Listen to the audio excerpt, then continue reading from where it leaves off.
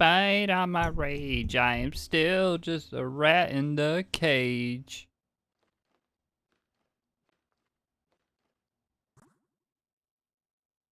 It's bogus. What's that mean? Went over? What's bogeyed mean? Like going over bar? I generally don't know.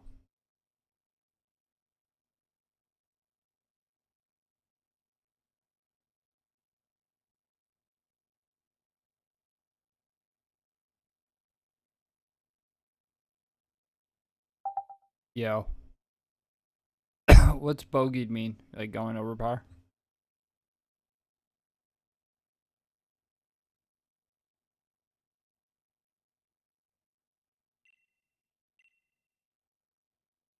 Got double birdie every par fours. All that shit.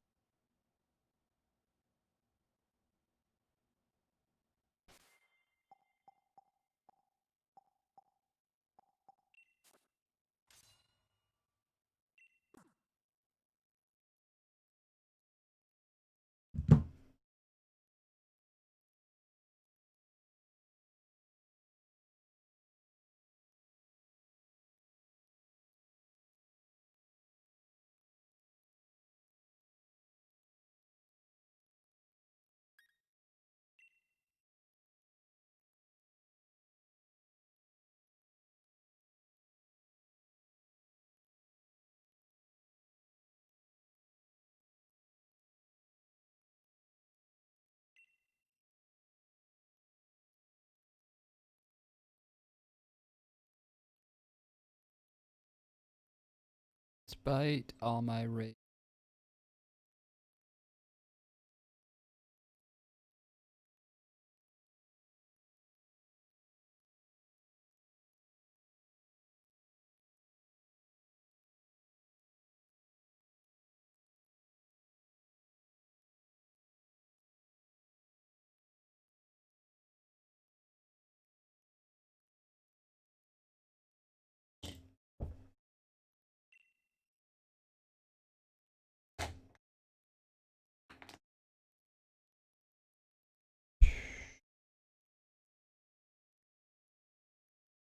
About this.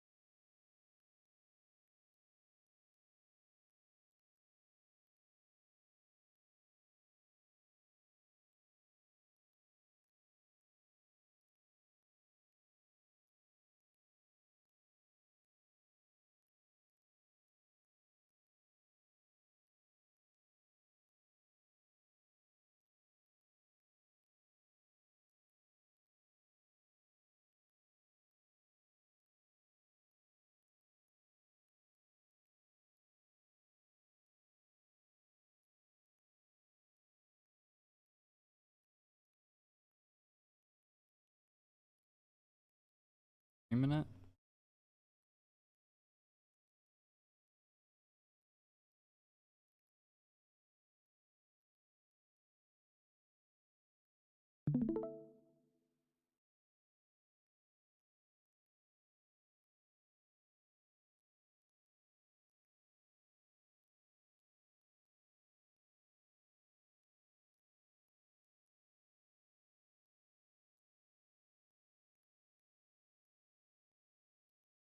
Oh, oh, oh.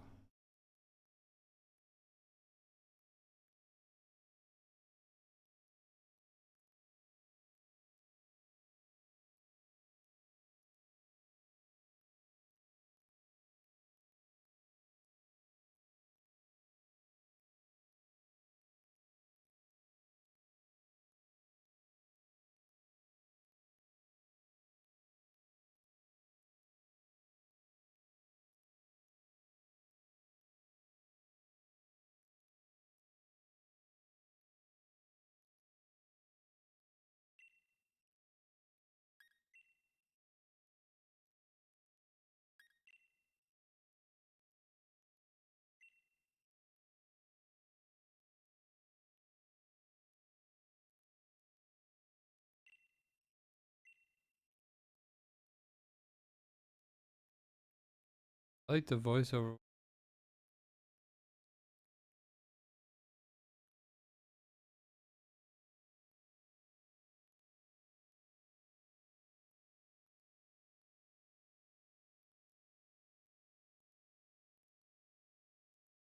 You hate to see it.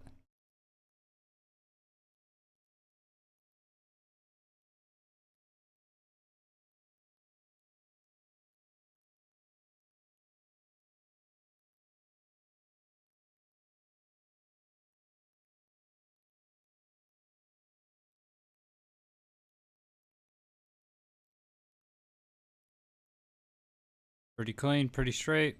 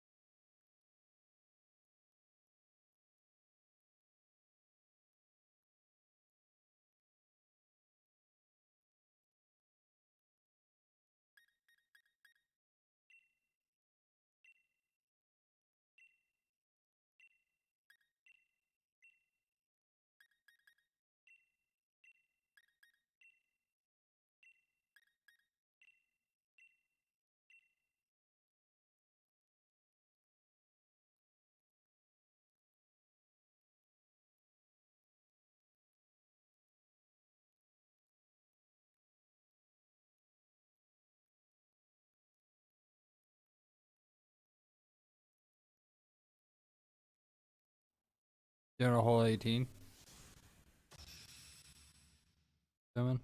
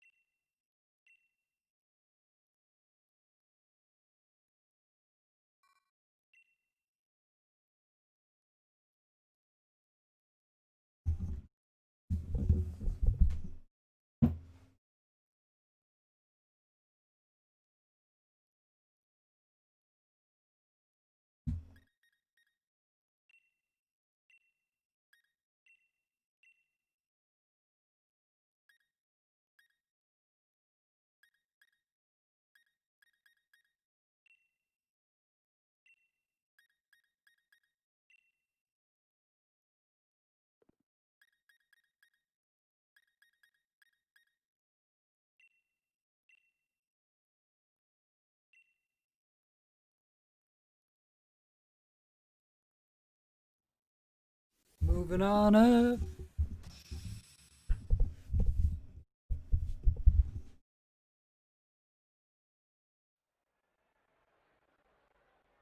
Oh.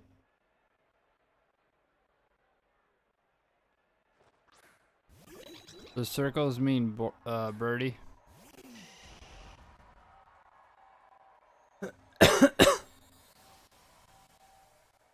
Square bogey for par.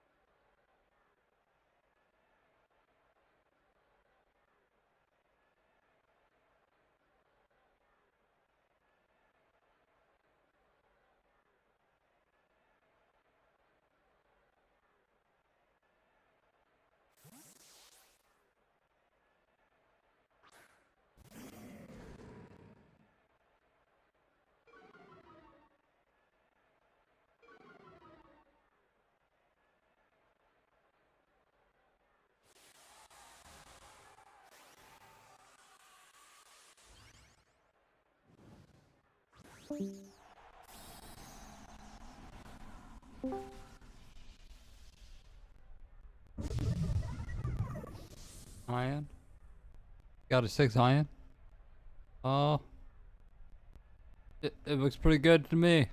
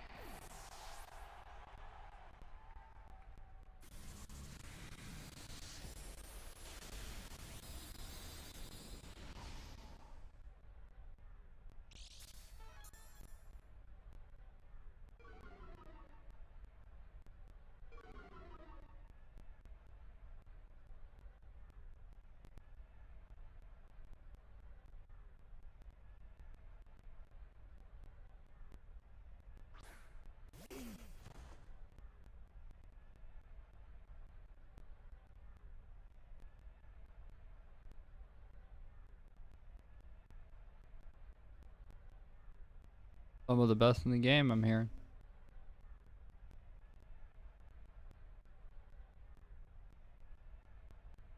3 wood's what I call my penis.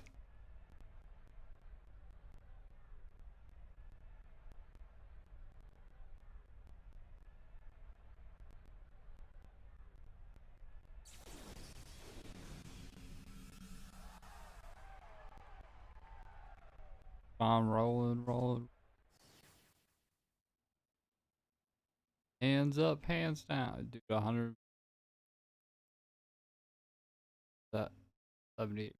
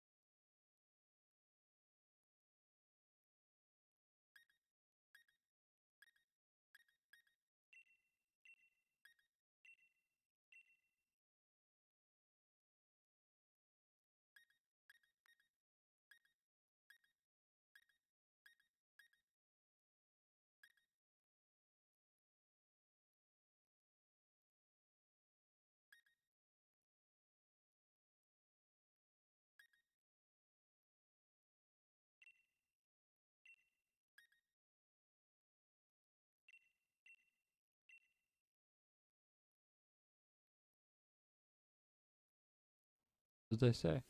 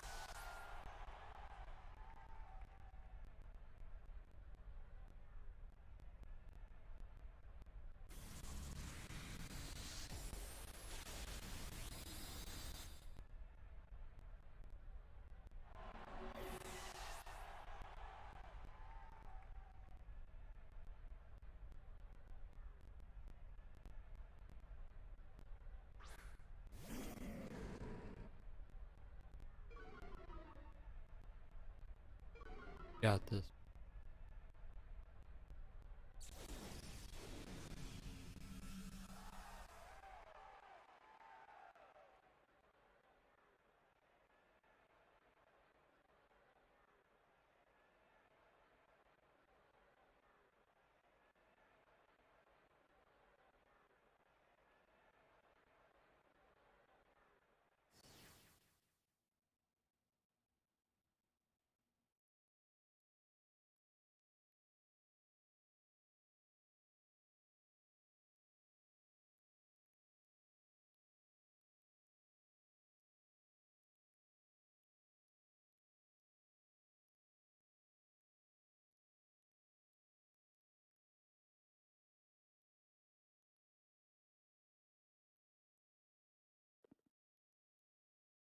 Yep.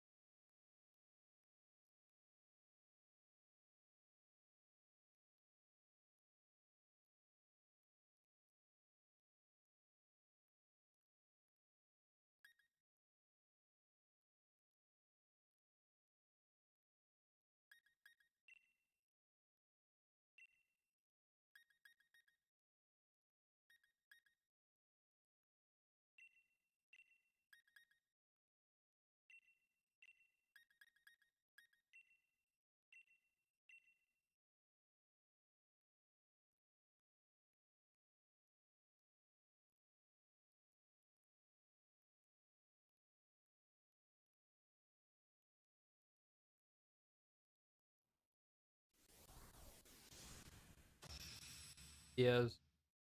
I definitely need to go to bed.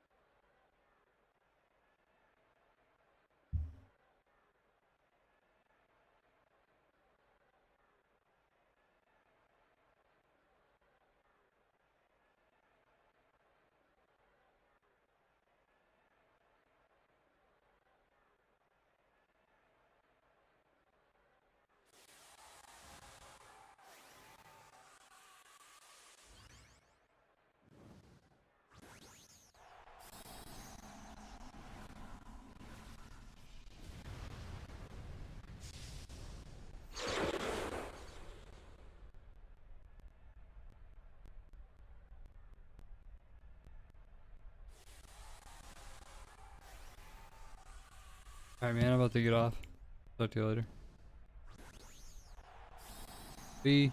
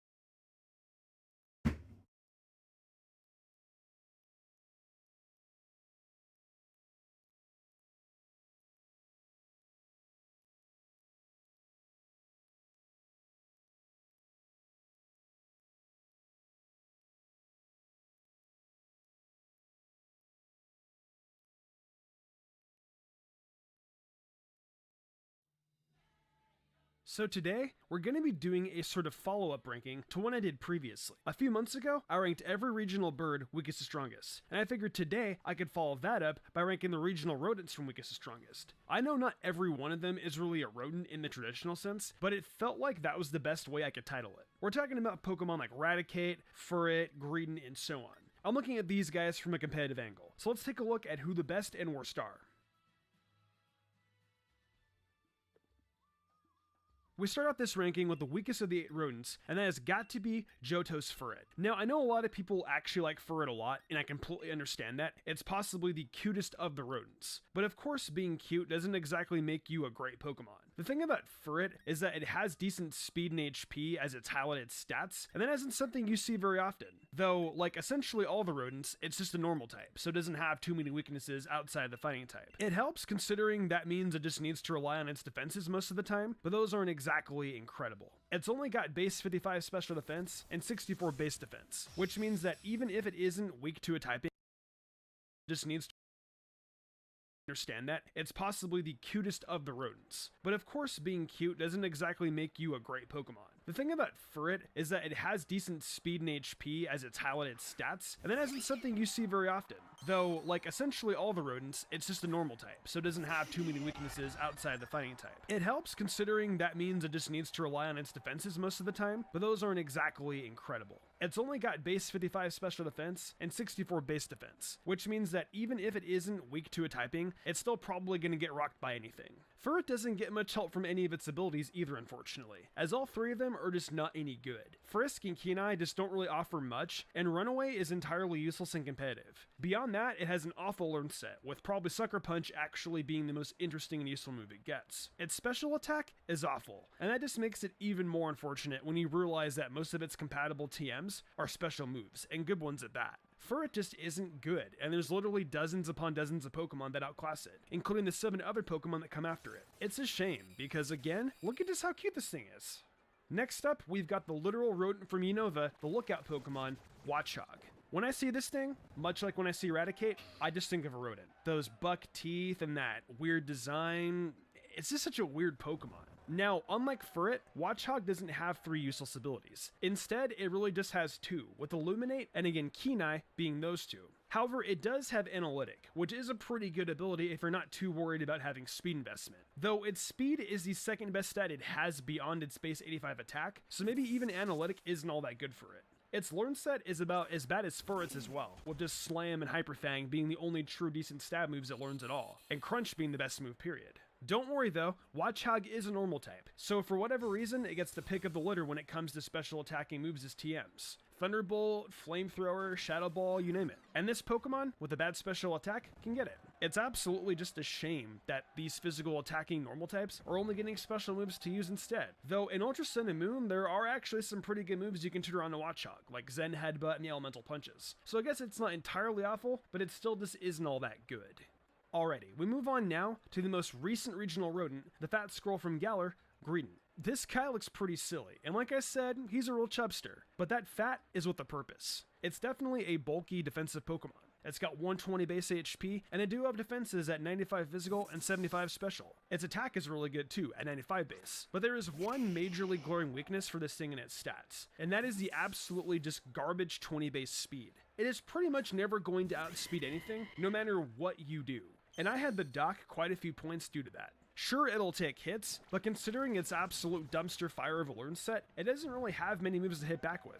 It learns Body Slam via level up, and while that is a very good stab move, it's all it has. Though by TR, it can learn Earthquake and Gyro Ball, and by TM, it has access to the Elemental Fangs. Now, while there are moves it can learn which are good, it's saddled with 2 abilities that are revolving around berries that just aren't all that good. Now, Cheek Pouch can be worked out to be good in certain circumstances, but really, what's the point? Gluttony isn't really necessary, and I'd much rather be running other sorts of items like Choice Span or Choice Specs, or something, better than just a single berry for the sake of healing. Why not use leftovers? That makes a lot more sense to me. So while Greedent does have good bulk and strong moves it can learn, I don't really think its abilities and speed are salvageable enough to put it higher than number 6. So this one I honestly could have put behind Greedent, But really, the higher speed this Pokemon has and its great abilities really won it over for me. I'm of course talking about Alola's Gumshoos. Now what Gumshoos lacks in a lot of diversity in the moves it can learn, it makes up for with its abilities, which are Stakeout, Strong Jaw, and Adaptability. They're all pretty good, but there are obviously ones that are better than others. I'd say the weakest of the three is Stakeout, but even then, that's not too bad. Stakeout essentially applies the effects of Pursuit to any move that it uses, which is pretty cool. Strongjaw can be taken advantage of big time by the moves it has available to it. Finally, there is Adaptability, which basically doubles the effective stab, and with how many good normal type moves there are, it can really be useful. What prevents Gumshoos from being higher than this is the stats it has, with 110 in attack being the only highlight here. Its defenses are awful at base 60, and its speed is only 45 base, and that really does hold it back a lot. It can hit hard, but that's it. But that isn't entirely a bad thing. Its learn set is filled with great moves like Hyper Fang and Crunch, and by TM it can learn Earthquake and U-Turn. However, when it's bred into Ultra Sun and Moon, it's possible to get your hands on the moveset of Thunder Fang, Ice Fang, and Fire Fang alongside Hyper Fang, which lets you take advantage of Strongjaw to fantastic results. Really, Gumshoos could be higher if its other stats are able to match the capability of its offensive properties. It's sort of a shame. So we're opening up the top half of this ranking with the Pokemon that takes the 4th spot, Raticate, both its original and Alolan form. Now let's get the obvious out of the way first. It's got not so great stats. As a regular Raticate, its attack is just 81 base, and the Alolan form has a base 71 attack, while bumping up the defenses on both ends. Though the stats can be helped with the abilities both Raticate have. For Alolan Raticate, it has access to Hustle, which at the expense of some accuracy, will boost its attack by a stage. Raticate has access to that as well, and it makes better usage of it, as it's pretty clear Alolan Raticate is more so a defensive Pokemon, while Raticate is the basic sort of attacker. I can further back that up with the hidden ability of Alolan Raticate, which is Thick Fat, an ability that is really only effective on the defensive side of things. The Cantonian Raticate has Hustle as well, like I mentioned, and also the always useless ability, Runaway. However, it also gets access to Guts, which I feel is the best ability to be found around the 5 different ones on the 2 forms of this Pokemon. Both of them have the same level up moveset and access to some different TMs on both ends. Though, if you slap a Flame Orb on a Raticate with Guts, it's going to hit very hard if it's got max attack investment, and that's what sets it a step above the Pokemon below it in this ranking. It'll be able to pull off good priority moves like Sucker Punch and Quick Attack, strong stab moves like Return and Hyper Fang, and even moves like Zen Headbutt, Throat Chop, and Iron Tail thanks to the move tutors. Raticate is really good if it's allowed to be, and that's why I wanted to give it the spotlight here on the upper half of these rankings. Man, as we enter the top 3 Pokemon in this ranking, I feel like I really need to remind you guys that this isn't my opinion and it isn't gospel. I say that because most of you probably believe this to be number 1, but I just can't agree right now. That's right. At number 3, we have Beedrill. Now I know all you guys believe Bidoof is some kind of god and probably want it to be at number 1, but I just couldn't do it. However, I will admit that Beedrill's good typing and strong abilities earns it a spot in the top 3 of the ranking. Its stats are not super great, with the 85 attack being its best, and its 71 speed being, well, alright. But maybe there's some redemption in the abilities. Let's find out. Beedrill gets Simple, Unaware, and Moody, and all 3 have something to do with stat changes. Simple will double the stat changes Beedrill experiences, meaning a move like Curse will double its attack and defense while having its speed. That can be taken advantage of big time, and Unaware can be too, as you could use Beedrill as a possible counter to set up Pokemon, since it'll ignore the stat changes a Pokemon has gone through when out in the field, possibly being able to outspeed and knock out a Pokemon that went through many turns of setup. Finally, there is what I believe to be possibly the best ability if you like to gamble, Moody. See, Moody works in a way where at the end of each turn, one stat will be doubled randomly, while another random ability is lowered by a stage. That can be a massive deal in battle, with the possibility of the attack being doubled, the defenses, you name it. Though if you're not much of a gambler, I gotta say Moody is the best ability to rock out with, and will surely offer Beedrill a great help in battle if it's running Curse. There are some good moves as well that would work alongside it, like Aqua Jet, Return, Waterfall, Bulldoze, and all those moves can really make Beedrill an actual threat on the battlefield. While this Beaver isn't the best of the best, it still is worthy of being in the top 3. We've reached the penultimate spot on this list, and it is taken by the regular Old Linoon from Hoenn. I debated on writing about both Galarian and the original one like what I did with Raticate, but it feels like this is a bit of a different situation now, since Galarian Linoon can evolve while the regular one does not. So if we're just going based off the Hoenn Linoon, I think it's pretty obvious why it has ended up this high on this list. But if you're in the dark about that, I'll explain. Linoon is an incredibly fast Pokemon with 100 base speed, and its attack is a rather modest base 70. Linoon has access to the moves Belly Drum and Extreme Speed, one being a priority move with 80 base power, which is Stab, and the other being a move which cuts Linoon's HP in half and maxes out its attack stat in return. I'm sure you guys all know the legend of this Pokemon, as a priority boosted move on an already fast Pokemon with max attack is enough to one-shot its way through an entire team. There are of course other things you can do with Linoone, though what I mentioned here is the thing it's most well known for, and probably the best way for it to act out in battle. Its abilities are very lackluster, with Gluttony being the best, as a berry can be used to heal some of Linoone's HP when it's cut in half. There are more options for Linoone though, for Pokemon that might resist the normal typing, like Seed Bomb and Stomping Tantrum. Truth be told, if it weren't for the risk that came with needing to use Belly Drum, I'd say the Zigzagoon line was probably the best early rodent Pokemon. But unfortunately, there's just enough room for error here that I don't think I can firmly say it's better than this next Pokemon. Sometimes, just an ability is enough to make a Pokemon good. We've talked a lot about the abilities of the Pokemon in this video up until now, but here, we have the single most important ability among them all. The Pokemon that checks in as the strongest regional rodent is Kalos' Diggersby, and its hidden ability, Huge Power. Its regular two abilities, Cheek Pouch and Pickup, are par for the course when it comes to the Pokemon we've spoken about, but with Huge Power, its attack stat gets doubled. And that means Diggersby could find itself with 464 base attack if it has full investment. That's pretty massive, and the fact you could throw a Choice Band on top of that to make it even better is pretty nuts. Diggersby is both normal and ground type, which are a duo of incredibly good stab typings on the offensive end of things. Its base HP is 85, and it has 77 defense, which shows there is some physical bulk here, even if it isn't massive. It gets access to Return and Earthquake, two of the strongest moves of their respective typings. You can essentially put together a Diggersby that can tear its way through a playthrough of X and Y, or a competitive battle in Sword and Shield, and that isn't really something you can inherently say about most of the Pokemon in this ranking, aside from maybe Linoone. It gets plenty of coverage moves in its pool like the Elemental Punches, Gunk Shot, Iron Head, and Stone Edge. These are all great powerful moves to put alongside Return Earthquake. What's going on? Why do I always say what's going on? I can't hear any answer back. And no one ever tells me what's going on. Anyway, so there I was. Almost, probably close to a month ago, a couple weeks ago, right? And I thought to myself, you know, I've gotten Glaceon to number 1, I've gotten Leafeon to number 1. What else could be interesting to get to number 1 in the world? And the thought crossed my mind that it could be really interesting to try to get Red's team to number 1 in the world. Red being one of the most famous trainers of all time in all of Pokemon. It could be really interesting to try and get his team to number 1 in the world. So I started thinking and I started asking myself, okay, what would it take to get Red's team to number 1 in the world? Obviously I couldn't use the same moves that he had, but I needed to use the same Pokemon.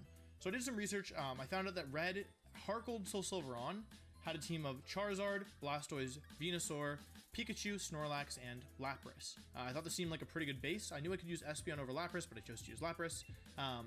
And I set off thinking about how I could make this team into a team that could potentially get me to number 1 in the world. So I did this live on stream. I employed a very specific strategy in particular to try and get this team to number 1 because I wasn't sure how easy it was going to be. Red's team is comprised of only Gen 1 Pokemon, and so the other 8 gens are not really represented, and he's missing some crucial types. Steel types are not present on the team. There's no Fairy types. And yeah, although Charizard and Blastoise and Venusaur are definitely good Pokemon in their own right, they don't always work well together, and there were a couple of other problems with the team in terms of objective team building and analyzing the metagame and stuff, but I wasn't going to be deterred. So I employed a very specific strategy to get to number 1 in the world. The way that it works is that if you start laddering at midnight on the 1st of the month, so it's, it was April 30th, and then at midnight it was May 1st, right? The way that it works is the ladder resets and takes all players who are in Master Ball tier and moves them down 2 tiers to Great Ball tier. So basically you have to rank up twice in order to get to number 1 in the world, or in order to get to Master Ball tier.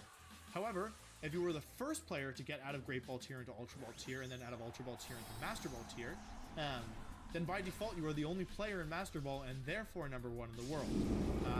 Basically what I'm saying is that the longer you wait to get to number 1 in the world, or the longer that you wait to get to Master Ball, the longer you wait to attempt to get to number 1 in the world, the harder it becomes because there's more people every day who make it to Master Ball and then make it higher up in the ladder. So I figured if I'm going to try this, I'm going to try it when my odds are the best, which it happens to be midnight on May 1st. So what you're about to see is It's April 21st, 2019. Competitors and spectators is the attempt at that. You can take a look at the team right. It's April 21st, 2019.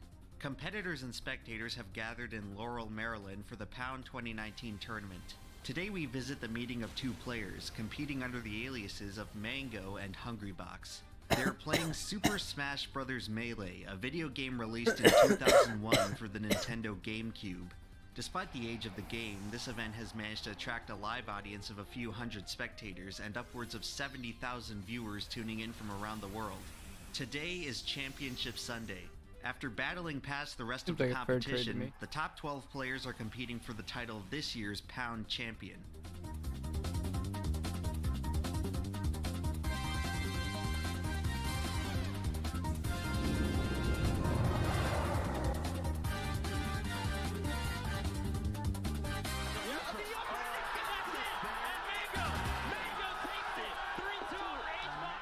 Since this is a double elimination tournament, Hungrybox is kicked down to the losers bracket where he now has to face S2J. The loser of this set will be out of the tournament in 5th place.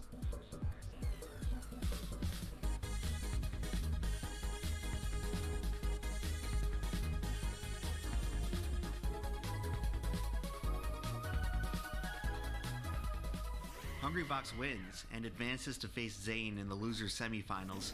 Quickly, Hungrybox finds himself in deep trouble, about to fall to an 0-2 deficit. With his back against the wall, he rebounds to win Game 2. He narrowly wins the next 2 games to eliminate Zane at 4th.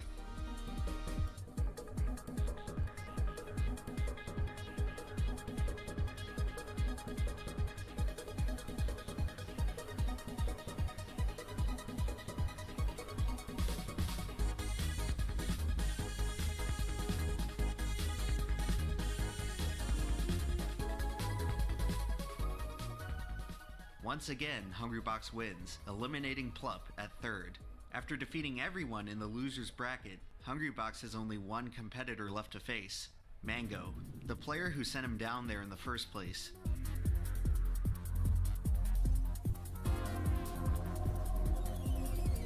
Big beards.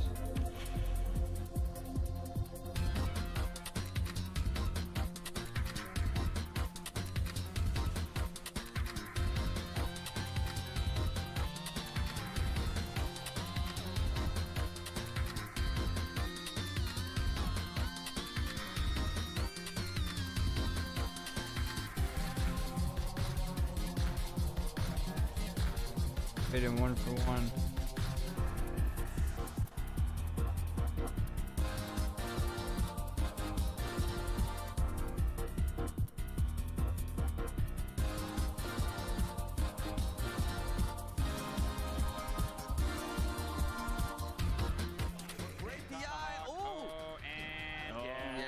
There it is, the reset. In their second encounter of the tournament, Hungrybox defeats Mango 3-1 to reset the bracket. Since it's a double elimination tournament, Hungrybox must defeat Mango for a second time to win the tournament.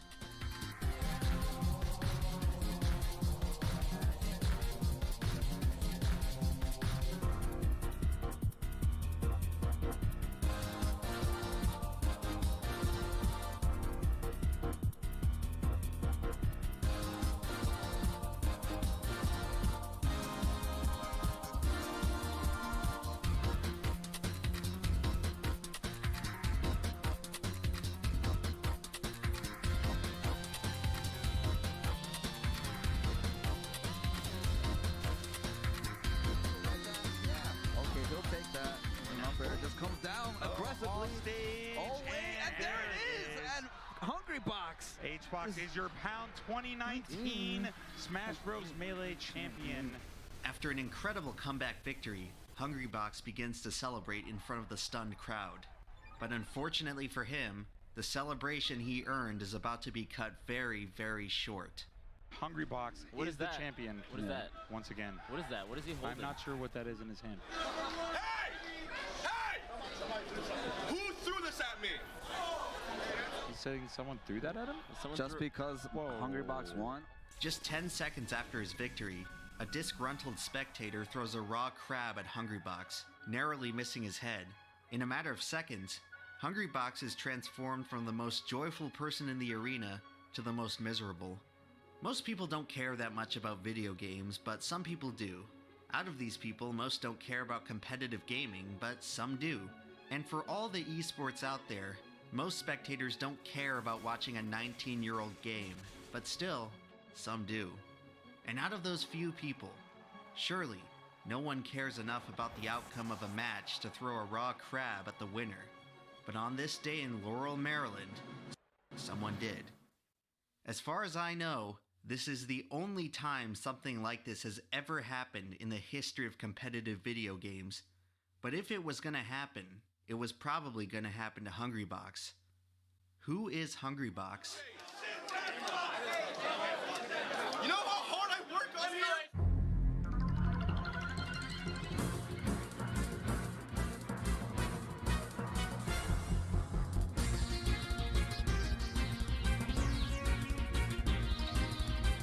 First time we're making great ball.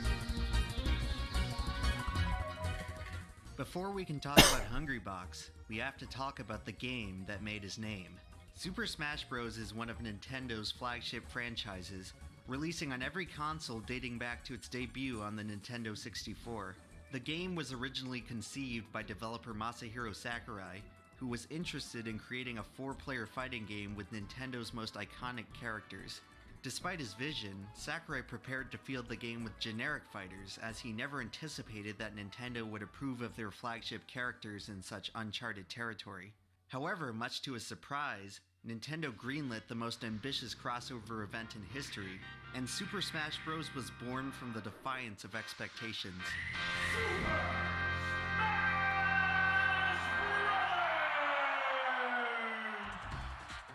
The game released in 1999 to a warm reception from critics and audiences alike. While the novelty of barbarically pummeling beloved childhood mascots drew people into Smash, the game's unique mechanics kept them playing. When first conceiving of the game, Sakurai wanted Smash to stand out from the typical 2D fighters of the era, and he accomplished this with the game's fundamental objective.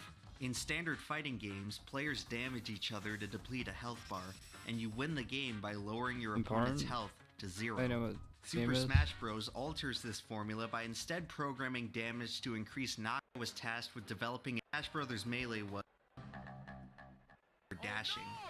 Wow. Or Major League Gaming would sponsor Melee on its pro circuit, incentivizing the highest level of competition with thousands of dollars in prize money. As tournaments became more prestigious, so too did the players.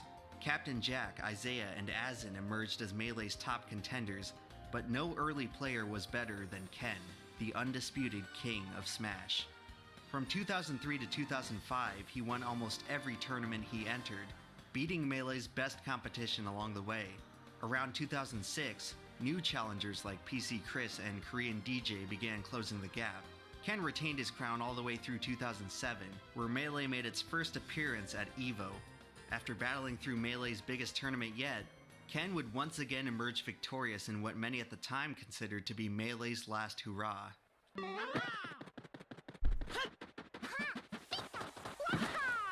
In competitive video games, it's customary for players to compete in the latest version of their franchise. After 7 years as the GameCube's most popular title, Melee was scheduled to be supplanted by the next Smash game. As the franchise moved to the Wii, the competitive Melee scene was expected to follow. However, following one of the most anticipated releases in video game history, Super Smash Bros. Brawl was not at all what people expected. The combat was slow and plodding. Lower hit stun severely limited the potential of comboing. Advanced tactics like wave dashing were replaced with punishing mechanics like tripping, where the game would randomly stun players for dashing. Oh, wow. Wow, and you hate to see that kind of thing happen. Oh, you stupid son of a... What? Needless to say, the sluggish pace of Brawl was a drastic change from the fast-paced precision of Melee. Supposedly, Sakurai felt that Melee's highly technical execution made the game too difficult for casual play, and he worked to make the sequel much more simple and accessible for new players. While Brawl succeeded as a casual game, it suffered competitively. Many of Melee's top players tried to give Brawl a chance.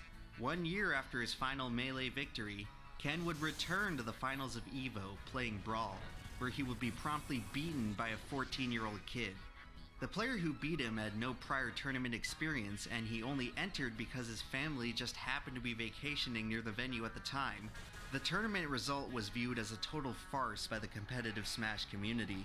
The fact that essentially a random player could score a fluke win against a skilled veteran like Ken served as an indictment against Brawl as a competitive game. With all this considered, it didn't take long before many of Melee's competitors soured on the new Smash game. For the first time ever, the Smash community was divided over the future of the franchise. In an era before esports were commonplace in online culture, many fans struggled to accept Smash Bros. As anything beyond its original role as a party game. Most were prepared to write off Melee as a stale, dead game with nothing left to figure out, and the vast majority of players were ready to move on with the series. Only a small ragtag community would stay behind in what they considered to be the better game, and luckily for them, this 7-year-old title was still very much alive. Right now we are in the Atlanta airport, and it's like 7:30 in the morning. It's cold.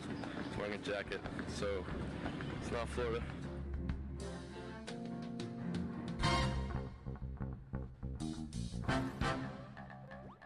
Hungrybox started entering local Melee tournaments in the summer of 2007. In just a few months, he started regularly placing in the top 5, and by the next year, he started winning.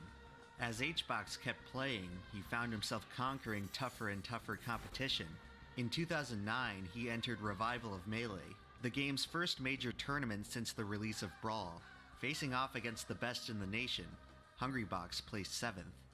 4 months later at Genesis, he placed 3rd. 2 months after that at Tipped Off 5, he won. Just 2 years after he started competing, Hungrybox was already contending for the title of Best in the World. But in addition to his individual success, HBox was arguably taking part in something much more important. The rise of Hungrybox was indicative of a new generation of Melee. By 2010, the old legends of yesteryear had pretty much vanished. Like most of the old community, they had moved on to new frontiers. The departure of Melee's old generation left new top players the opportunity to usher in a new era. In January 2010, the Pound 4 tournament would mark the beginning of a period in Melee's history known as the Era of the Five Gods, specifically serving as the first tournament with all 5 gods in attendance. The story of Melee's gods begins with the first god, Mewtwo King. Beginning in 2005, Mewtwo King would eventually rise and defeat Melee's old legends. Mewtwo King's Melee ascent was due almost entirely to his pioneering research into the game's combat. Frame data, character matchups, KO percentages, information that's readily accessible today was originally discovered by Mewtwo King's exhaustive exploration of Melee's mechanics. And for many years, no player knew more about the game than Mewtwo King. In 2008, Mewtwo King was widely regarded as the top player in both Melee and Brawl. To this day, he remains the only player to achieve the concurrent title of Best in the World in 2 different Smash games. And as impressive as this accomplishment was, it meant that Mewtwo King's attention was divided among 2 very different games, leaving the door open for many to challenge his throne. The second of Melee's gods to rise to power would be Mango, who, by 2009, would overtake Mewtwo King as the top Melee player. Throughout the history of Melee, many would argue that no player had a more intuitive understanding of the game than Mango. Watching Mango perform at his highest level is an experience unlike anything else in Melee. The way he could effortlessly string together complex combos led to a style that was as fluid as it was unstoppable. At times, the only thing that could stop him was how much he was willing to try. Mango's exciting and aggressive playstyle made him a consummate fan favorite, especially through his iconic clashes with Melee's third god, Armada. As Europe's best player, Armada carried the weight of a whole continent on his shoulders as he traveled to prove himself in the United States. Historically, Melee's competitive scene has viewed Europe as a significantly weaker region than North America, a stigma that was often used by Americans to invalidate the success of European players. Armada would defy everyone's expectations by immediately contending with America's best. His unrivaled dedication and consistency would make him one of the most formidable opponents Melee had ever seen. Hungrybox established himself as Melee's 4th god through his meteoric rise in 2009, and last but not least, Melee's new generation would be cemented through the rise of the fifth god, Dr. PP. Although he was the last to develop, PPMD would quickly rise to the highest level of competition. PP's style relied on tactical execution to pick apart his opponents with surgical precision. When the doctor was in, you were about to be prescribed your daily dose of destruction. These are Melee's 5 gods. Now that we've introduced who they are, we can talk about what they are. Carrying the title of God in any game entails a great deal of prestige, and Smash Bros is no exception. So what exactly did these 5 players do to transcend us lowly mortals? It's unknown who exactly introduced the term 5 gods to describe Melee's top players, but the expression started seeing frequent use in the summer of 2014, most likely used to describe the era of supreme dominance that preceded it. From 2009 to 2015, a member of the 5 gods would win every major tournament, utterly dismantling the rest of the competition in the process. In any competitive sport or game, it's typical to have 1 or 2 elite players win a lion's share of the competitions. Chess, for example, has witnessed Magnus Carlsen dominate the competition for the past 6 years. A rarer case is currently on display in tennis, which has seen 3 players dominate major tournaments over the past decade. A competitive game with 5 elite players occupying the same era is almost unheard of, but if such an unlikely event were to occur, it's somewhat fitting that it would happen in a game used to defying expectations. As the legend goes, Melee's 5 gods would hardly ever lose to any other players, and all were capable of defeating each other in any given competition, but just how much better were the gods than everyone else? Well, as a reminder, I like to recall 2 cases involving the player Hax, a skilled competitor known for his flashy combos and lightning-quick execution. In 2013, Hax was ranked as the number 6 player in the world, the best of the non-gods. He would remain a perennial top 10 player until his hiatus in 2015. In a 2014 tournament, Hax faced off in a set against PPMD. In the first game, he got 3-stocked in about 2.5 minutes.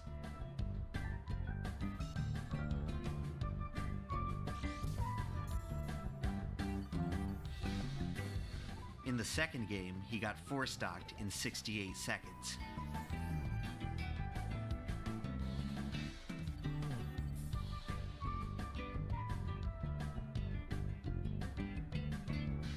Later that year, Hax would compete in a set against Mango, which Mango would win 3-1. Not the most impressive result, until you realize that Mango doesn't actually main Marth or Captain Falcon. That's just the difference between a good player and a god.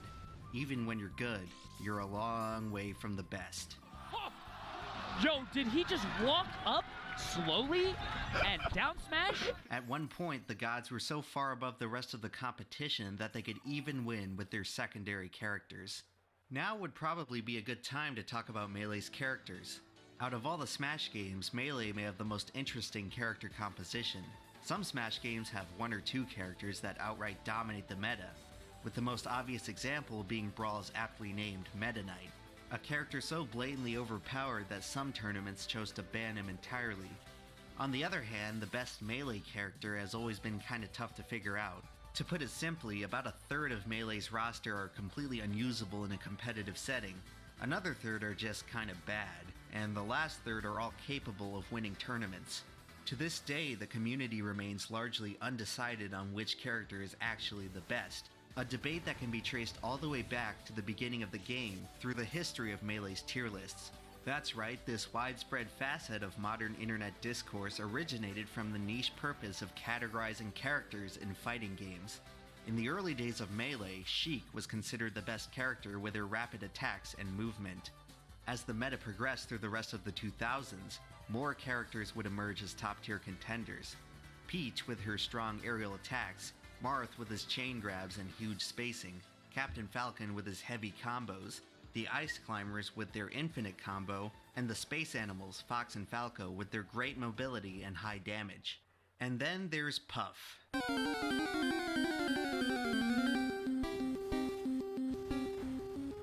In any competitive video game, your character is far more important than just a colorful avatar.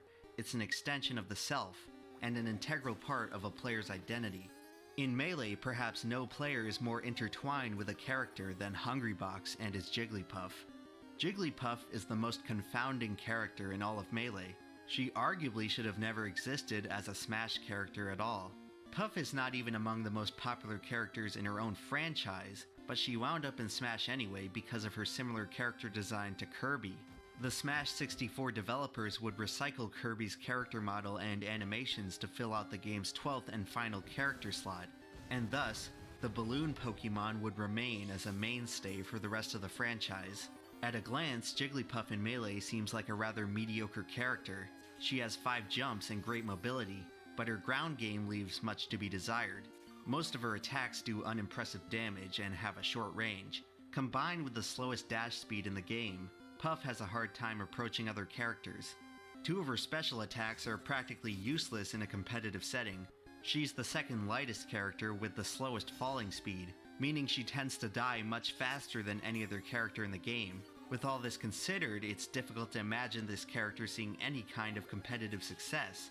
This sentiment was echoed during the early parts of the game with Melee's inaugural tier list, which placed Jigglypuff firmly in the bottom half of the cast. However, as the game progressed, the Melee community found that Puff was a lot better than what they initially anticipated, due in large part to 2 moves. Back Air is Jigglypuff's strongest aerial attack. Thanks to a disjointed hitbox, this move provides Jigglypuff with her only powerful ranged option. Its relatively low end lag makes it spammable, granting Puff her only real way to space out opponents. And while Back Air may be Puff's most versatile move, it doesn't come close to her most game-changing move. Rest! Rest! It's over! The premise of Rest is quite simple.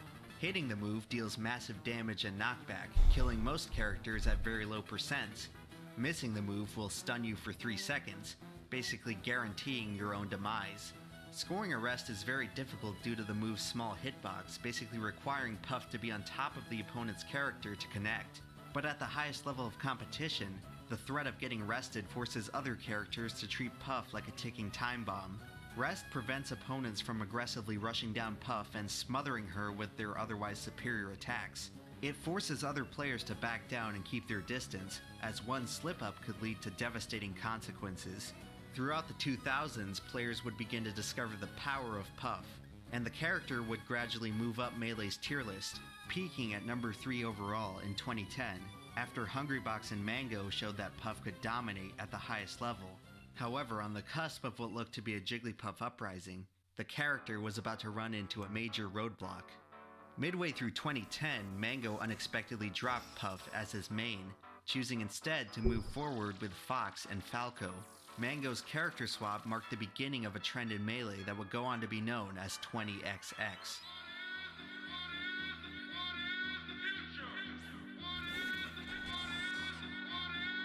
Welcome to the world of tomorrow!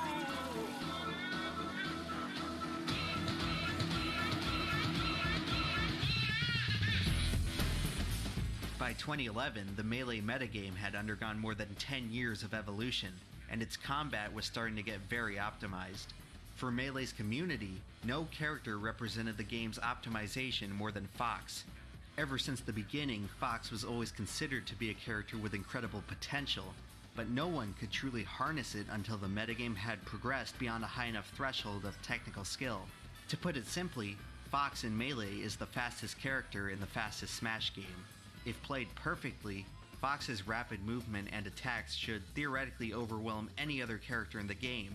Optimal execution with Fox pushes the limits of what's humanly possible with a controller, but that wouldn't stop many players from seeking the holy grail of peak Melee performance. One of those players was Hax, the originator of the 20XX meme, and widely regarded as the best Captain Falcon player in the world before switching to Fox, much to the dismay of Captain Falcon fans who viewed the switch as a betrayal. Mango's infamous set versus Hax supposedly came as a result of Mango trying to teach Hax a lesson that Fox was not quite the Melee messiah that everyone envisioned. Some of you may see this as ironic since Mango himself abandoned his original character for Fox, but it starts to make more sense when you consider the scale of sickness. The Melee community loves to throw around this idea of players and characters being sick. A sick character roughly translates to a character being cool, dynamic, and generally fun to watch and play. Arguably more important than Melee's tier list is its sick list, which by my estimate looks something like this. You see, Hack switching from Falcon to Fox may have improved his standing on the tier list, but he kicked himself down a peg on the sick list, and the move was somewhat unpopular. On the other hand, when Mango switched from Puff to Fox, he upgraded his sickness by a huge margin, because in the realm of Melee, no character is lamer than Jigglypuff. Right, because he's a peach. Boo! Look at Hugo's so bored. Look how Hugo's so bored. Boo! For many fans of the game, Jigglypuff represents the antithesis of everything that makes Melee great. She requires lower technical skill than the rest of the high-tier characters. She's floaty and hard to combo, her playstyle is inherently slow, campy, and defensive. Spectators often accuse her of being boring to watch and play. These are many of the same points that Melee players use to claim why Brawl is an inferior successor, and yet, sitting right inside their otherwise flawless masterpiece is a little pink blemish. For this fundamental incongruity, Jigglypuff is Melee's black sheep. But even the most despised character in all of Melee can still find support from some players. One of those people was Hungrybox, who all of a sudden found himself as the #1 Jigglypuff player in the world. Unlike Mango, who had always demonstrated proficiency with a variety of characters, Hungrybox only played Puff. Whether it was out of loyalty or necessity, Hungrybox would show up year after year, game after game, rain or shine with the same tried and true character. Most Melee players consider Jigglypuff to have a solid matchup spread, having winning or even matchups with most of the other high-tier characters. But without a doubt, Jigglypuff's most difficult matchup comes against Fox, whose powerful vertical attacks are capable of launching Puff into the stratosphere at low percents. Fox versus Puff is quite possibly Melee's most intriguing matchup, pitting the strongest offensive character against the strongest defensive character. For ages, Fox stood mightily as Jigglypuff's only hard counter, and as Fox began to dominate Melee's meta, the game was about to get a lot harder for Hungrybox. By 2011, the era of the Five Gods was well underway. Despite HBox's impressive 2010, his tournament results would stumble a bit in the following years. He would grab the occasional first place at smaller events, but would struggle to win at tournaments with more than one other god in attendance. Although around this time he hardly had much of an opportunity. Melee was still very much in the midst of a competitive dark age, and nationally organized tournaments were few and far between. Despite its small underground following, the Melee community held steady, persisting through sparse events and prize money fueled almost entirely by the love of the game itself. Their patience would pay off when, unbeknownst to anyone at the time, Melee would once again be thrust into the spotlight. 2013 was arguably the most influential year in Melee's history, a year that was marked by 3 monumental events. 2013 oversaw the release of Project M, one of the most ambitious video game mods of all time, which sought to reimagine what Brawl could have been had it retained Melee's fast-paced mechanics. For the first time ever, Melee players could enjoy what they felt was a true sequel to Melee. Also in 2013, independent filmmaker Travis Beauchamp would release the Smash Bros. Documentary to critical acclaim. The film would bring unprecedented exposure to Melee's underground scene and would go on to inspire a new generation of players to compete in the coming years. But without a doubt, 2013 saw perhaps the most important event in the history of competitive Melee, where after 6 long years of slumber, Super Smash Bros. Melee would return to EVO. The announcement quickly drew in over 700 competitors, making EVO 2013 the biggest Melee tournament to date. And heading into the event, all eyes shifted towards the 5 gods of the game.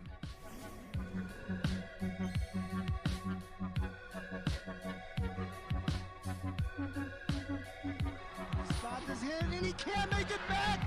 And Mango is gonna take it over Dr. Pee-Pee.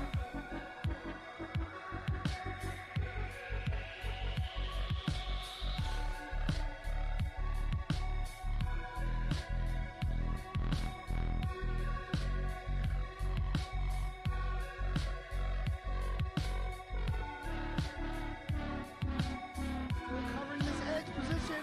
Oh! And 2-0 Armada knocks out YouTube King.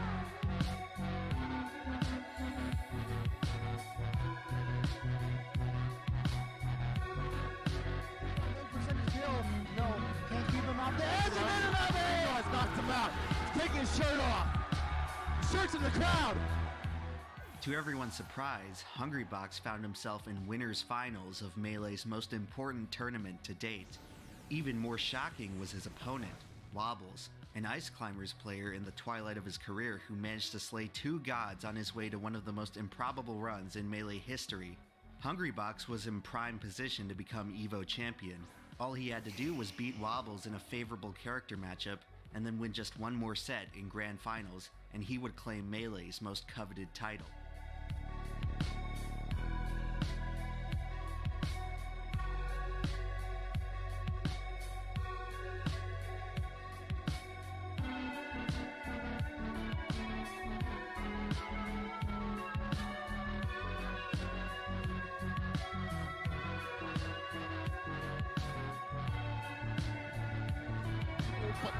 This time, I he got didn't it make this that time. fucking- Oh, wow! Wow! You're done! Hungrybox down to his last stock, perhaps. Winner side. Zoning him out. Hungrybox always used to this ring. Ooh! That's it! Wobbles is in grand finals! Astoundingly, Wobbles did the unthinkable by conquering a 3rd god in a row. To make matters worse for HBox, the moment he lost, he didn't even know that he had. Wait, do they know it's 2 out of 3? I think they think it's 3 out of 5. I don't know if they know. I don't know. I don't know if they know. Do they know? Yeah, I think they think it's 3 out of 5 because that's the standard. And there's the handshake, Hungrybox. Oh, Hungrybox is not happy about this. There's the handshake. And Wobble. After this discouraging moment, Hungrybox had to imagine that his golden opportunity to claim the EVO crown had slipped right through his fingers. The rest, as they say, is history. Hungrybox needs a miracle right now. Oh, he read that roll! He read that roll! 3-0 in that first set to get revenge against the man who sent him in the loser's bracket. Situation, but still there it is! And there it is! The up smash! And Wobbles is gonna go down! 3-1 Mango has come all the way back! We may never know just how influential Mango's EVO 2013 win was, but the game's most popular player winning its biggest event was enough to catapult Melee out of the Dark Ages and into a renaissance. It breathed new life into the game as a competitive spectacle, during a time when esports were just beginning to enter the public consciousness. In the coming years, viewership, attendance, sponsorships, and prize money would skyrocket. After EVO 2013, Melee would never be the same. While the game was booming, Hungrybox was slumping. With his loss at EVO, HBox only added to his 3-year-long major tournament losing streak, and he did so in gut-wrenching fashion, not just getting upset by Wobbles, but also handing the tournament win to Mango, who was, at the time, Hungrybox's biggest rival. Following his EVO victory, Mango hosted a now infamous Reddit AMA, on which Hungrybox voiced some scathing remarks about how Mango had disrespected him for his entire career. Mango's response? Come up and get me. I'm the boss. Roll, roll, roll. That's right. 2013 also saw the release of Melee's first annual player rankings. Mango, following his monumental win at EVO, scored the #1 rank. Hungrybox, in a lackluster year, sat 5th, the worst of the best. As 2014 rolled around, things would only get more tumultuous for Hungrybox. This was the year that 20XX began to tip the scales of the Melee metagame. In addition to the other gods of the game, Hungrybox now had to face a rising generation of highly technical Fox players like Hax, Leffen, and Lucky. With each tournament, the Puff main was dealing with more threats than ever before. If the Fox revolution wasn't enough, HBox also faced challenges that few others could have anticipated. During this time, Armada would frequently thwart HBox by using Young Link, an obscure mid-tier who was only really viable at countering Puff. Hungrybox's losing streak would continue deep into 2014, where he would once again enter EVO in desperate need of a win. In his most impressive performance of the year, Hungrybox would play valiantly, beating PPMD and finally vanquishing Armada's Young Link, only to be double eliminated by Mango, who won the tournament for the 2nd year in a row. What Hungrybox lacked in winning, he made up for with his flair for the dramatic. She spins around when she does it too. Oh man, Hungrybox still alive, left in. This guy's confident. He's confident now. He's got his confidence back. A few moments later. Uh-oh. Wow. Is this it? Okay, he PI'd it away. Oh my God! That's the setup. Hungrybox's humongous comeback. Around this time, Hungrybox started developing a penchant for making ridiculous comebacks. These clutch displays reminded everyone of his skill, and earned him the moniker of Clutchbox. But improbable comebacks weren't the only dramatic traits of H-Box's play. Much like his in-game character, H-Box 2 was a bit theatrical and emotional. During this time, he was most often characterized by his explosive pop-offs after close wins. Perhaps it was his way of confronting the growing pressure from Melee's new wave of spectators. The combination of his god status and defensive playstyle caused many fans to actively root against him. By the summer of 2014, Melee was no longer just a ragtag bunch of players competing mostly for bragging rights. It was becoming a legitimate esport, with its players falling under the scrutiny of thousands of spectators. You have to imagine that any player would have a tough time adjusting to such a drastic change, especially in Hungrybox's case where, more often than not, the crowd was firmly against him. 2014 marked a year of tremendous growth and change for Melee, but Hungrybox ended the year exactly where he started, ranked 5th. After a disappointing finish at the Big House, some began to question whether he still deserved his god status, or if it was even worth it for him to continue sticking to Jigglypuff. Fortunately for Hungrybox, the world of Melee was about to realize that he performed the best under pressure.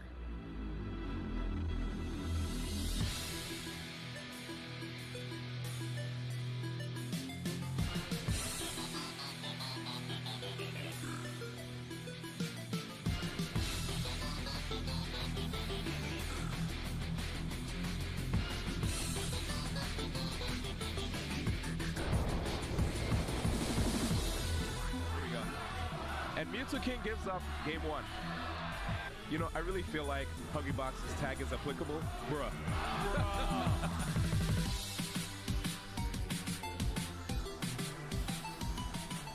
Back here. Oh, that's gonna be it. Yeah, he's double back low here. out there. Wow, and look at him. King is so upset. Oh, he's way up there and he takes it That easy. is it. Beautiful job. Hungrybox beats Mewtwo King yet again. Hungrybox opened 2015 with a bang by winning Paragon Orlando in dominant fashion. At long last, H-Box won a tournament with multiple other gods in attendance, snapping a losing streak dating back to 2010. The celebration would not last long, however, as through his victory, Hungrybox had just awoken a sleeping giant. That's it. Nice. Wow. And just like that, Hungrybox up 2-0. Fox? Did I hear Fox? I heard Fox. Okay, let's see what Armada can do here.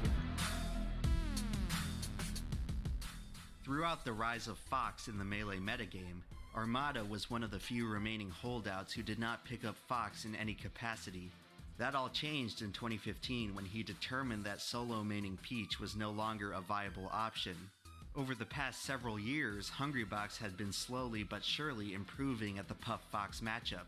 The abundance of Fox players in the meta gave Hungrybox a matchup nightmare at first, but it also provided him with plenty of practice to learn how to counter it. The prior years of frustration gave him enough experience to turn a daunting matchup into an increasingly winnable one. Armada's Fox, however, was different than anything Hungrybox had ever seen before. It was as technical as any other players, but matched the patience and discipline of Hungrybox's own playstyle. Following Paragon, Armada's Fox would beat Hungrybox at Apex 2015, then again at Sandstorm. After the character change, H-Box would fall to Armada 7 out of the next 8 sets they played. But despite this new setback, Hungrybox was rising. His tournament results were gradually improving, but more importantly, he learned how to adapt to the spotlight. 2015 featured the debut of heel Hungrybox, where he learned to embrace his role as Melee's villain. Is what determines the winner or the loser. I don't know if you can hear this in my headset, but like listen to the crowd. Yo, the crowd is not happy. Hungrybox developed a cocky, brazen persona that he used to taunt hostile audiences. And perhaps no other tournament showcased heel H-Box better than EVO 2015, where for the 3rd year in a row, Hungrybox faced off against Mango.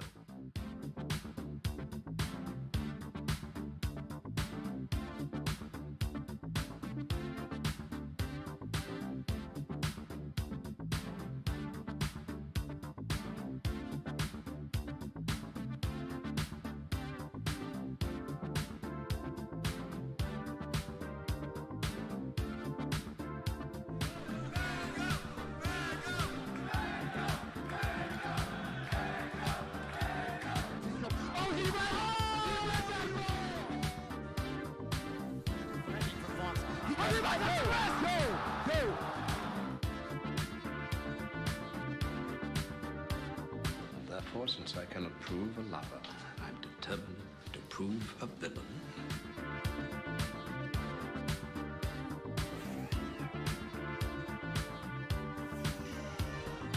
Hungrybox walks off. I don't even think he shook hands with Mango. Oh my God, it's over! It's done! Brian! Fox has this. He has Mango right where he wants him! And Hungrybox defeats Mango. There will not be a three-peat. Mango is out of the tournament in 5th place. For 2 years, I held my head high. In the reception I got when I came out here, you fans can stick it, brother. Hungrybox would then go on to beat PPMD and return to EVO Grand Finals, before losing once more to Armada's Fox. Although he equaled his placement from the prior year, EVO 2015 felt different. Hungrybox had finally bested his greatest rival on the biggest stage. He looked stronger and more confident in his game than ever before.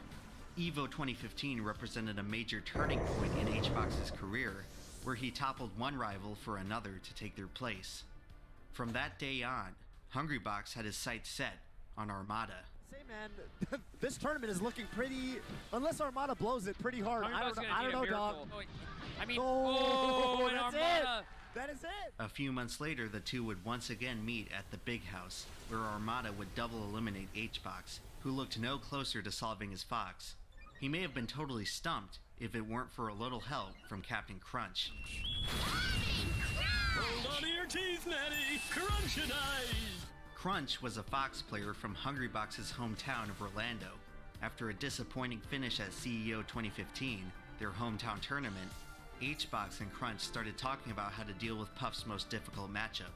Soon after, Crunch assumed the role of Hungrybox's full-time coach, and after losing to Armada at the Big House, HBox and Crunch made it their mission to analyze Armada's playstyle and find a way to beat him.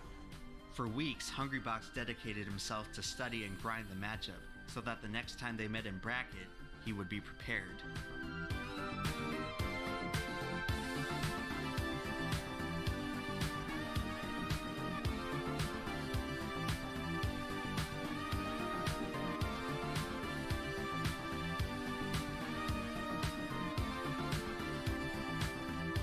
When Armada plays the platform, HBox is all over him. I think that is it. Congratulations to Hungrybox, making history here on European soil. With his win against Armada, Hungrybox had proven that he could conquer anyone and everyone that Melee had to offer.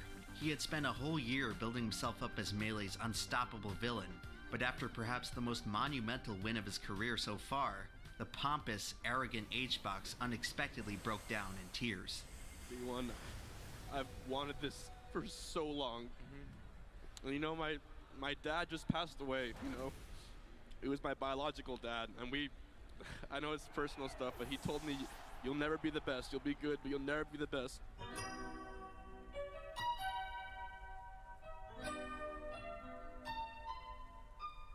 There's an interview segment somewhere on YouTube featuring 4 of the 5 gods. Hungrybox was supposed to be there too, but due to a scheduling conflict, he couldn't participate. The producers decided to replace Hungrybox with a cardboard cutout of Hungrybox. An amusing prop, but also a disturbingly accurate metaphor of how many in the Smash community view him. It looks like you might know something about. I know nothing. You have no. Wait, I know nothing. Any of you guys have any experience hanging out with him? I'm actually not entirely sure what to say because I feel like I know Hungrybox more than I know Juan.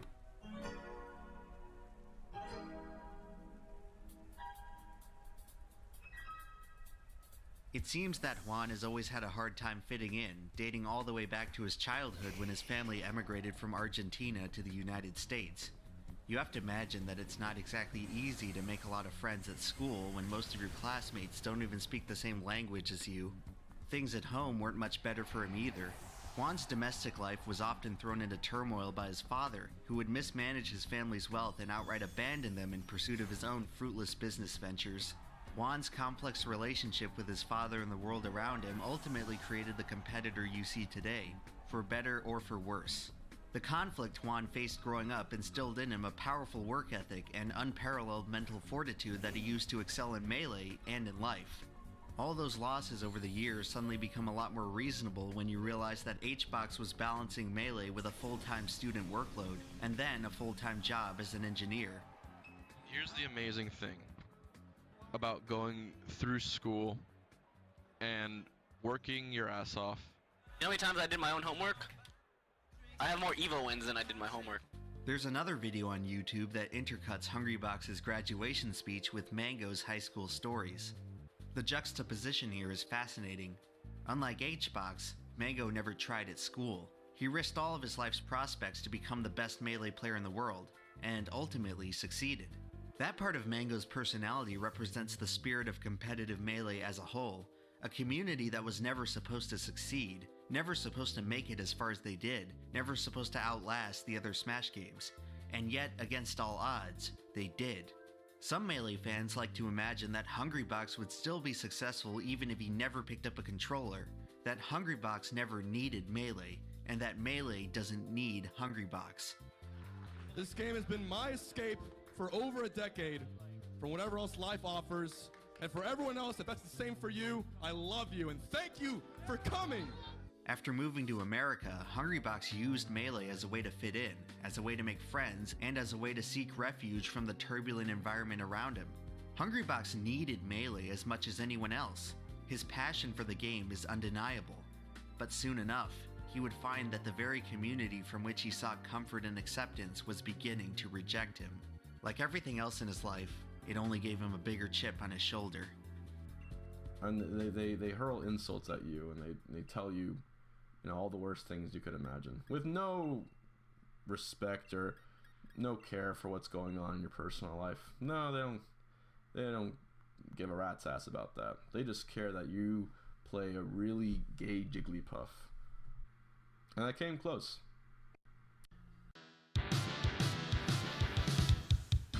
Hungrybox ended 2015 ranked second behind Armada.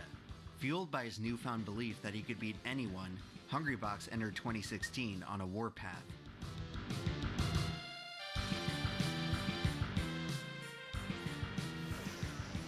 The first half of the year was marked by Hungrybox and Armada swapping tournament wins. Both competitors were playing at the highest caliber of their entire careers, and they looked to be on a collision course heading into EVO. EVO 2016 would represent the absolute peak of Melee as a competitive game. The tournament drew more than 2,300 entrants, a figure not matched before or since. For Hungrybox, his path was clear. Make it back to Grand Finals where, more likely than not, Armada would be there, waiting for him. This time, however, Hungrybox would know how to beat him. Truly, it would be a battle for the ages. He's gotta grab the ledge. He's gotta grab the ledge. Oh my god, he just did it! Mr. J, are you out of your mind? This is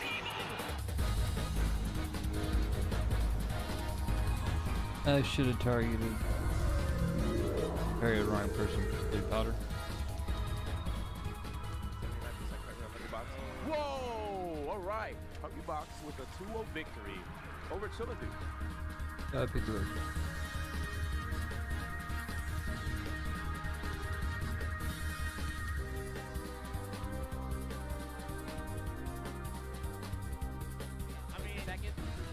Being down this much, even without time, is hard. And yeah, classic Hungrybox. My man's a top 8.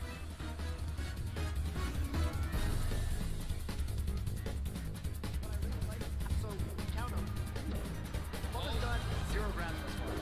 Yeah, he had no jumps, no pounds. Yeah. Hungrybox down came in the winner's bracket up 1-0. He's putting these hitboxes right outside of where HBox wants to be. This is the needles right now.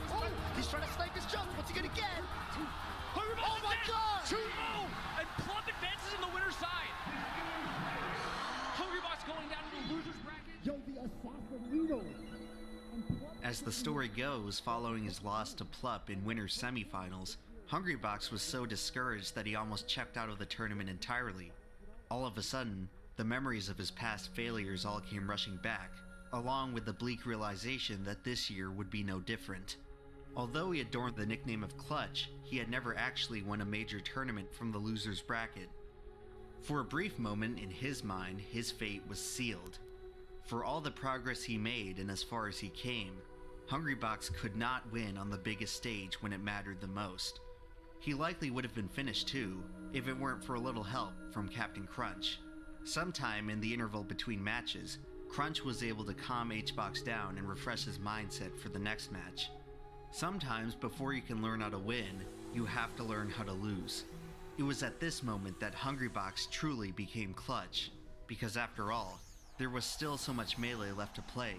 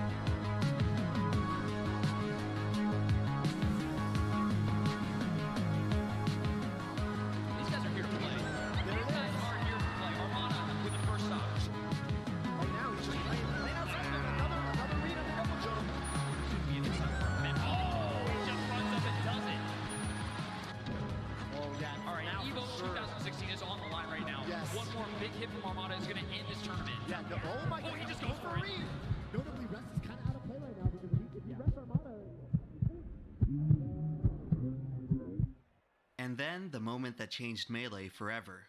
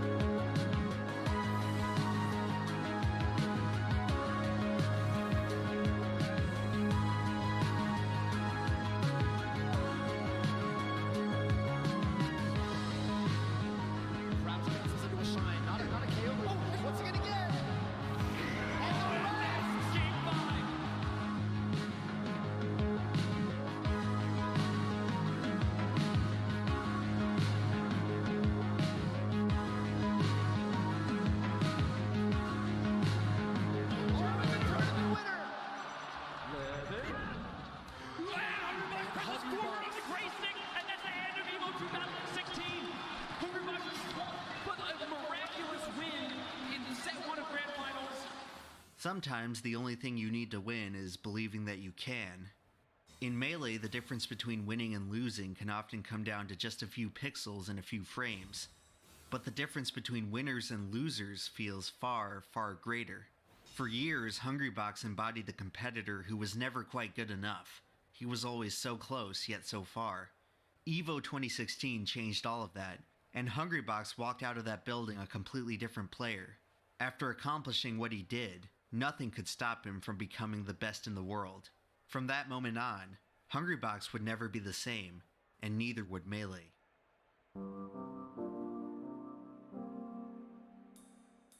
After conquering his greatest challenge yet, Hungrybox fell into a bit of a slump. After starting the year on fire, he would not win another tournament after EVO, finishing second in the rankings, once again trailing Armada.